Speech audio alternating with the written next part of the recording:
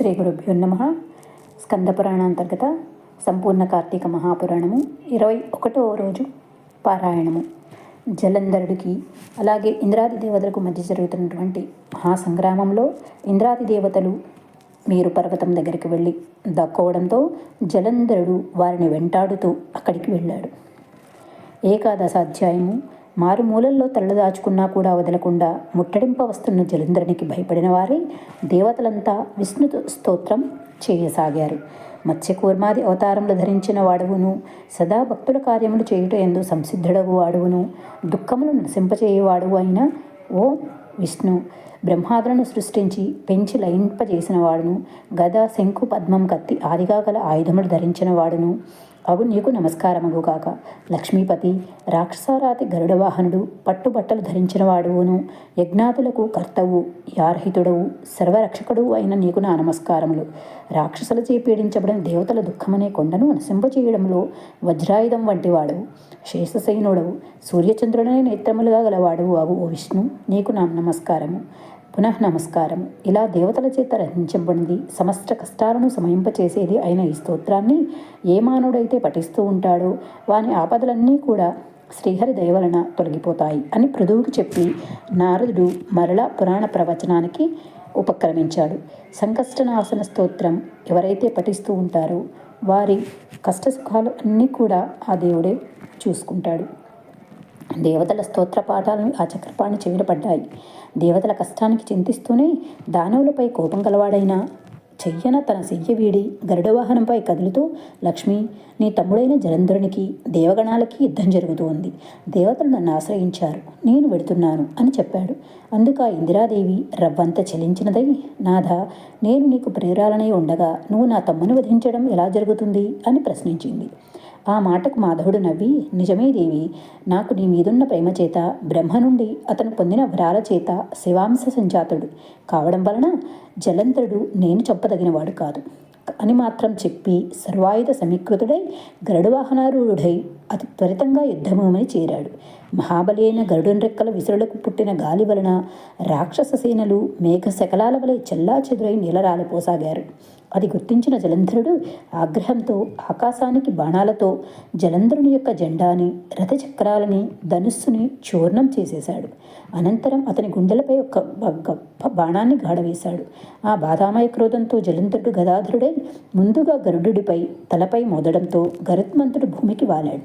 తక్షణమే విష్ణువు అతని గదను తన ఖడ్గంతో రెండుగా నరికివేశాడు. అలిగిన అసురేంద్రుడు ఉపేంద్రుడి ఉదరాన్ని పిడికిట పొడిచాడు. అక్కడితో జలదిసాయికి జలంధరుడికి బాహ్యుద్ధం ఆరంభమయ్యింది. ఆ భుజస్ఫాలనలకు, ముష్టిఘాతాలకు, జానువుల తాకిళ్లకు భూమి మొత్తం ధ్వనిమయమైపోసాగింది. భయావాహమైన ఆ మనోహర కలహంలో జలంధరుడి బలపరాక్రమాలకు సంతుష్టుడైన సంకర్ణుడు, నీ పరాక్రమం నన్ను ముగ్ధుని చేసింది, ఏమైనా వరం కోరుకో అన్నాడు.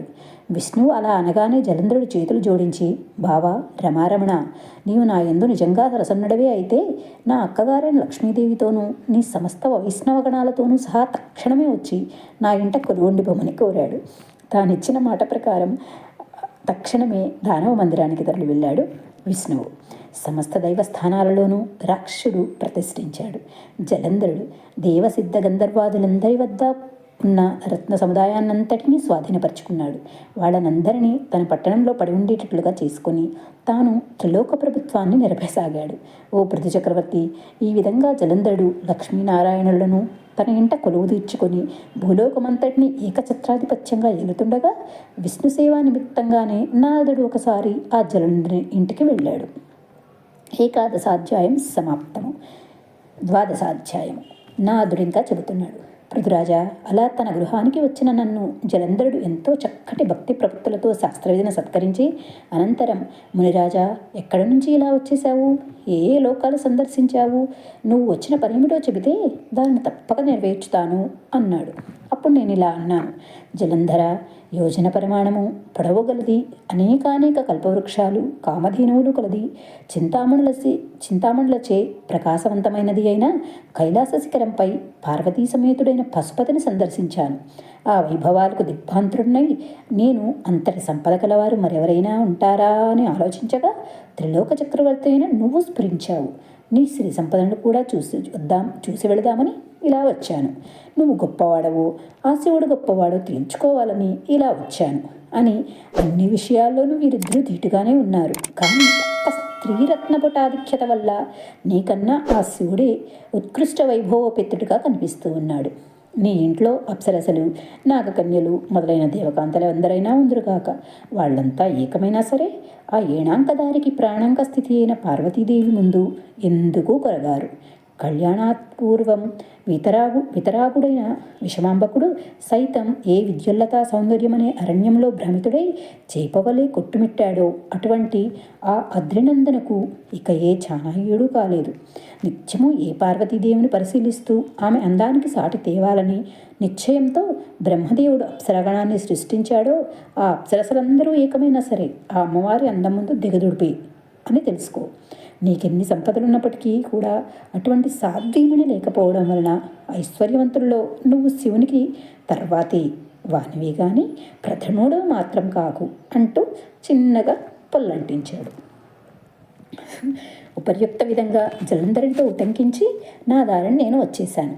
అనంతరం పార్వతీ సౌందర్య ప్రలోభుడై జలంధరుడు మన్మథజ్వరగ్రస్తుడయ్యాడు. కాముకులకి యుక్తాయుక్త విచక్షణలుండవు కదా. అందువల్ల విష్ణుమాయామోహితుడైన ఆ జలంధరుడు సింహకానందనుడైన రాహు అనే వాణ్ణి చంద్రశేఖరుని దగ్గరకు దూతగా పంపించాడు. శుక్లపక్షపు చంద్రుల్లా తెల్లగా మెరిసిపోతూ ఉంటే కైలాస పర్వతాలన్నీ తన యొక్క కారు నిలుపు దేహకాంతులు సోకి నల్లబడుతూ ఉండగా రాహు కైలాసాన్ని చేరి తన రాకను నందీశ్వరుని ద్వారా నటరాజుకు కబురు పెట్టాడు. ఏం పని మీద వచ్చావు అన్నట్లు కనుబొమ్మల కదలికతోనే ప్రశ్నించాడు శివుడు. రాహు ఇలా చెప్పసాగాడు. ఓ కైలాసవాస, ఆకాశంలోని దేవతల చేత పాతాళంలోని ఫణుల చేత కూడా సేవింపబడుతున్నవాడు, ముల్లోకాలకు ఏకైక నాయకుడు అయిన మా రాజు జలంధరుడు అతడిలా ఆజ్ఞాపించాడు.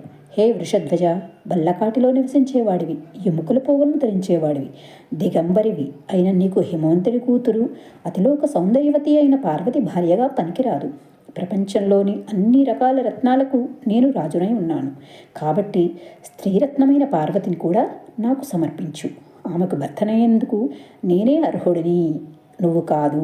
ఏమాత్రము నువ్వు తగవు అని జలంధరుడు పంపించాడు నన్ను అని చెప్పాడు. కీర్తిముఖోపాఖ్యానము.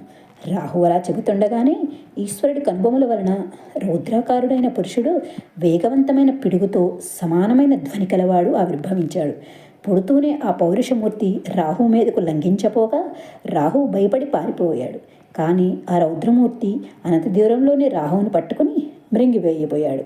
అయినప్పటికీ రాహు దూత అయిన కారణంగా వధించడం తగదని రుద్రుడు వారించడంతో ఆ పౌరుషమూర్తి తన ప్రయత్నాన్ని విరమించుకున్నవాడై శివాభిముఖుడై, హే జగన్నాథ, నాకు అసలే ఆకలి దప్పికలు ఎక్కువ, వీరిని తినవద్దంటున్నావు కనుక నాకు తగిన ఆహారపానీయాలేమిటో ఆనతిమ్మని కోరాడు.